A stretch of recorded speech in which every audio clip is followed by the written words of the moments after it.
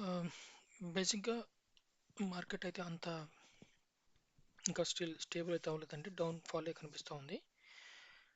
ఏ sector index చూసుకున్నా కూడా particular sector ఏది కూడా నిఫ్టీకి సపోర్ట్ చేయట్లేదు.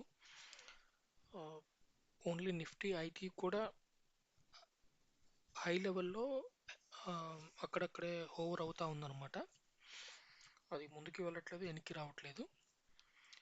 ఆహ్, FMCG, auto, metal, bank Nifty. మొన్నటి వరకు బ్యాంక్ నిఫ్టీ కొంతవరకు సపోర్ట్ చేసింది. ఈ వీక్ వచ్చేసి bank Nifty options expiry last week. ఇంకా ఇక్కడ నుంచి మంత్లీ ఎక్స్పైరీ మాత్రమే ఉండిద్ది. సో బ్యాంక్ నిఫ్టీలో ఆప్షన్స్లో చాలా వైల్డ్ మూవ్స్ ఎక్స్పెక్ట్ చేయడానికి ఛాన్స్ ఉంది. రియాలిటీ కూడా బ్రేక్ డౌన్ అవడానికి దగ్గరకు వచ్చిందండి. ఆ, ఒకవేళ ఇంట్రెస్ట్ రేట్స్ కనుక జనవరి ఫిబ్రవరిలో కూడా తగ్గించరు అనే ఇండికేషన్ ఏదన్నా ఉంది అంటే నిఫ్టీ రియల్ ఎస్టేట్ కూడా కొంచెం పడటానికి ఛాన్స్ ఉంటుంది. ఇంకా ఫర్దర్ డౌన్ ఫాల్ ఉండడానికి ఛాన్స్ ఉంటుంది. ఎందుకంటే డాలర్ స్ట్రాంగ్ అయ్యే కొద్దీ, రూపీ వీక్ అయ్యే కొద్దీ ఇంట్రెస్ట్ రేట్స్ మీద కూడా దాని ప్రభావం ఎంతో కొంత ఉంటుందన్నమాట. ఇప్పుడు ఒకవేళ యుఎస్లో బ్యాంక్ ఎక్కువ రెగ్యులరేషన్ లేకుండా డీరెగ్యులర్, ఐ మీన్ ట్రంప్ వచ్చేసి ఎక్కువ ప్రాసెస్ ఫాలో అవడానికి ఇష్టపడరని చెప్తా ఉంటారు. ఒకవేళ బ్యాంక్స్లో కనుక ఎక్కువ రూల్స్ లేకుండా ఫ్రీ ఫ్లోట్ చేశారంటే అక్కడ ఇన్ఫ్లేషన్ వచ్చేసి వేరే కంట్రీస్కి ఎక్స్పోర్ట్ అయిపోద్ది ఆటోమేటిక్గా. సో దానివల్ల కూడా కొంచెం ప్రాబ్లం ఉండే అవకాశం ఉంది. ఇప్పటి వరకు రియల్ ఎస్టేట్లో ఎక్స్పెక్టేషన్ ఏమంటే Q3లో అంటే నెక్స్ట్ ఇయర్ ఫస్ట్ 3 మంత్స్లో రేట్ కట్ జరిగింది. మళ్ళీ ఇంకొంచెం రియల్ ఎస్టేట్ ఊపు వచ్చిందని అనుకున్నారు. బట్ చూడాలి, ఇంట్రెస్ట్ రేట్ కట్ అవ్వకపోతే మాత్రం ఇంత హై ఇంట్రెస్ట్ రేట్స్ మీద ఫర్దర్గా ఎంతమంది ఇంట్రెస్ట్ చూపిస్తారు కొత్త ఇల్లు తీసుకోవడానికి అనేది డౌటే. ఎఫ్ఎంసీజీ అయితే పెళ్ళిళ్ళు సీజన్ అని చెప్పారు. దసరా దివాళీకి ఫెస్టివల్ డిమాండ్ అయితే అతను ఎక్కువ లేదనమాట ఈసారి. సో మేబీ ఈ వెడ్డింగ్ సీజన్లో ఏదన్నా కొంచెం ఎఫ్ఎంసీజీ పికప్ అయితే చూడాలి. ఫార్మా అయితే స్టిల్ హైలోనే ఉందండి. ఫార్మా, ఐటీ, మెటల్స్ యాక్చువల్గా బాగుంటాయి అనుకున్నారు కానీ బట్ ఓన్లీ ఫార్మా ఒకటే హై లెవెల్లో ఉన్నట్లుందనమాట. కానీ అది ఎంతకాలం సస్టైన్ అవుతుందో చూడాలి. ఎందుకంటే ఇప్పుడు ప్రతిరోజు ఎఫ్ఐఐలు almost 4000 number, I mean 4000 crores ఈజీగా సేల్ చేస్తున్నారు అనమాట. సో ఎన్ని రోజులు సేల్ చేస్తారో అదే అమౌంట్ అట్లాగే మన డొమెస్టిక్లో మ్యూచువల్ ఫండ్స్ వాళ్ళు ఎంతకాలం 3000 4000 పెట్టి ఆఫ్ సెట్ చేస్తారో చూడాలన్నమాట. ఒకటి మాత్రం క్లియర్, ఎర్నింగ్స్ అయితే ఆ, అంత మంచిగా లేవు అనేది అందరి ఎక్స్పెక్టేషన్. ఈవెన్ జెఫరీస్ కూడా వాళ్ళు కవర్ చేసే కంపెనీస్లో 60% ఆఫ్ ద కంపెనీస్కి అవుట్లుక్ని కట్ డౌన్ చేసింది అనమాట. వాళ్ళు ఒక 100 ఈక్విటీస్ కవర్ చేస్తున్నారంటే అందులో 60 ఈక్విటీస్కి అవుట్లుక్ కట్ డౌన్ చేసింది. అంత బాగా ఉండవు నెక్స్ట్ ఈవెన్ Q3 ఎర్నింగ్స్ కూడా ఆ, మంచిగా ఎక్స్పెక్ట్ చేయొద్దని చెప్పేసి ముందుగానే ప్రిపేర్ చేస్తుంది అనమాట. సో బై ఎనీ మీన్ ఇప్పటికిప్పుడైతే మార్కెట్ పైకి వెళ్ళే ఛాన్స్ అయితే ఏం కనిపించట్లేదు. కానీ ఫర్దర్ డౌన్ ఫాల్ ఉండకపోతే చాలు అన్నట్లు ఉంది పరిస్థితి ఇప్పుడైతే. సో గిఫ్ట్ నిఫ్టీ వచ్చేసి లాస్ట్ ఫ్రైడే నెగిటివ్లోనే క్లోజ్ అయిందండి. విక్స్ అయితే పడిపోయింది, బిలో 15కి వచ్చేసింది. ఈవెన్ యూఎస్ విక్స్ కూడా బాగా క్రాష్ అయిపోయింది. నెక్స్ట్ మన ఏడిఆర్ వచ్చేసి యూఎస్లో లిస్ట్ అయిన వాటిల్లో ఐసిఐసిఐ బ్యాంక్ -0.60లో క్లోజ్ అయింది, పర్సంటేజ్లో క్లోజ్ అయింది. I mean -1.84, sorry, on weekly basis కూడా క్లోజ్ అయింది అనమాట.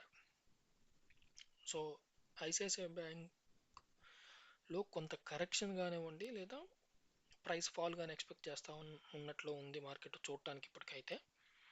So HDFC okay, Wipro okay, I mean weekly basis also okay.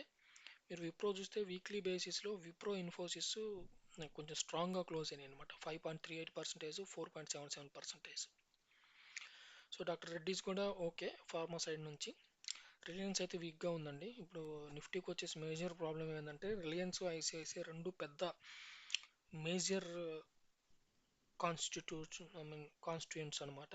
ఆ రెండిట్లో ఫాల్ వచ్చిందంటే మిగతా అన్ని కలిపినా కూడా అంత పైకి పోయేదానికి అంత ఛాన్స్ లేదనమాట. ఏదైనా హెచ్డిఎఫ్సి బ్యాంక్ బాగా పర్ఫామ్ చేస్తే తప్పితే నిఫ్టీ పైకి వెళ్ళే ఛాన్స్ అయితే లేదు ఇప్పుడల్లా. సో నిఫ్టీలో ఆప్షన్స్లో వచ్చేసి 24,000 దగ్గరలో ఉన్న సపోర్ట్ కనిపిస్తుంది డౌన్ సైడ్. అట్లాగే 23,500 దగ్గర కూడా ఓపెన్ ఇంట్రెస్ట్ ఎక్కువ ఉందండి. 1,40,000 వరకు కనపడుతుంది అన్యూజువల్గా. అట్లాగే 24,500 దగ్గర కూడా అన్యూజువల్గా 2,39,000 కాల్ రేటింగ్ ఓపెన్ ఇంట్రెస్ట్ ఎక్కువ ఉందన్నమాట. అంటే ఈ వీక్ వైల్డ్ మూవ్స్ ఎక్స్పెక్ట్ చేయడానికి ఛాన్స్ ఉందని అనిపిస్తూ ఉంది. ఎందుకంటే బ్యాంక్ నిఫ్టీ ఆప్షన్స్ ఈ వీక్తో క్లోజ్ చేస్తున్నారు కాబట్టి ఈవెన్ నిఫ్టీ మీద కూడా దాని ఎఫెక్ట్ ఉండే ఛాన్స్ అయితే ఉంటుంది. 24,200 అయితే ఇమీడియట్ రెసిస్టెన్స్లో కనిపిస్తూ ఉందన్నమాట. సో చెప్పాం కదా అండి. సో బ్యాంక్ నిఫ్టీ వచ్చేసి 13 నవంబర్ ఈ వీక్ లాస్ట్, తర్వాత చూస్తే మీరు లిస్ట్లో 27 నవంబర్ ఉందన్నమాట, 24 డిసెంబర్. సో ఇంక ఇప్పటి నుంచి ఓన్లీ మంత్లీ ఎక్స్పైరీ మాత్రమే ఉండుద్ది బ్యాంక్ నిఫ్టీలో. సో ఈ వీక్ ఇండెక్స్ మేనేజ్మెంట్ జరిగే ఛాన్స్ ఉందన్నమాట వాళ్ళకున్న పొజిషన్స్ని చేయడానికి. సో అగైన్ నేను బ్యాంక్ నిఫ్టీ ఆప్షన్స్లో కూడా 49,000 దగ్గర అన్యూజువల్ వాల్యూమ్ కనిపిస్తూ ఉంది, 1,66,000. అట్లాగే 50,000 దగ్గర కూడా 98,000 వరకు రైట్ ఆఫ్ చేశారు, ఓపెన్ ఇంట్రెస్ట్ ఉంది. 51,000 దగ్గర కూడా 1,09,000 ఉందన్నమాట. కానీ 49,000 దగ్గర అంత ఓపెన్ ఇంట్రెస్ట్ ఉందంటే పుట్ సైడు వైల్డ్ మూవ్ ఉండడానికి ఛాన్స్ ఉంది. ఇప్పుడు ఆల్రెడీ 51,000 బ్యాండ్లో ఆడుతూ ఉంది కదా ప్రస్తుతానికైతే. 51,600 ఏటీఎం కాల్ పుట్గా తీసుకుంటే 49,000 ఆల్మోస్ట్ 7,000 వొలటిలిటీ. అంటే చూడాలి అది ఉండిద్దా లేదంటే జస్ట్ ఏదన్నా మేనేజ్మెంట్ పర్పస్లో కొంతమంది ఇండెక్స్ మేనేజ్ చేయడానికి క్రియేట్ చేశారా ఫేక్ ఓఐ లాంటిది ఏదన్నా ఆపరేటర్స్ చూడాల్సి ఉంటుంది అనమాట.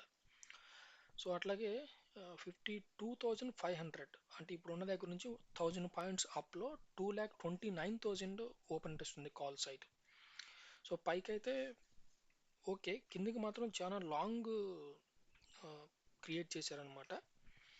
అన్యూజువల్ వాల్యూమ్ 49,000 దగ్గర, అంటే 3,000 వరకు, 3,500 వరకు.